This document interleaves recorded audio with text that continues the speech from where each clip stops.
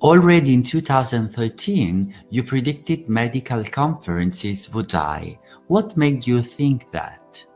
Well, two things really.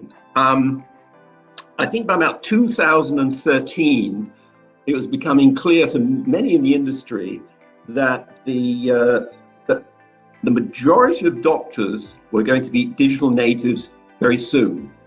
And by 2014, there was a study that came out by LBI, the LBI Health Agency, which showed just that. It showed that over 50% of all doctors in Europe were in fact digital natives, that is, doctors that had grown up in the digital age.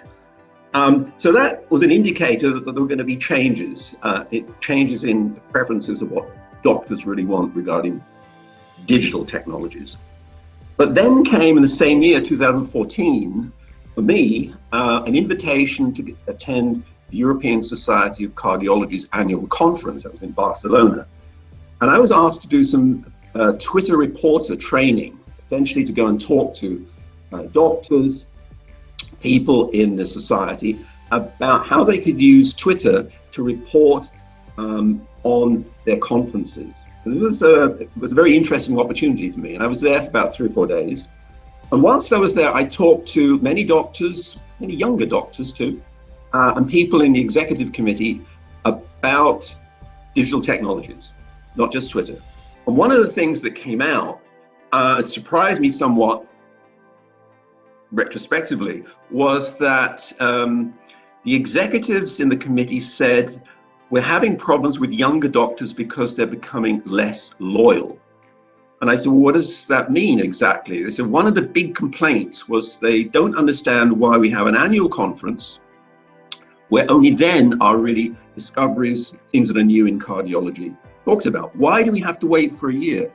Why don't we have the opportunity to talk about these discoveries, new things that are very important for clinical practice as they emerge in real time? And so what they were discovering was doctors are saying, well, we don't need this society to do this. We can do this online. We can find out what's happening ourselves.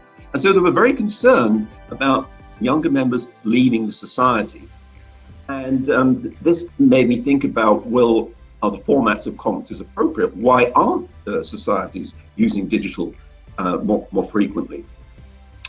And then when I got back from the conference, I started to think about this a lot, and I started to ask other societies, primarily in Europe, about their concerns. And the strange thing was, I asked 5 or 6 societies, European Society of Rheumatology, quite a few well-known societies.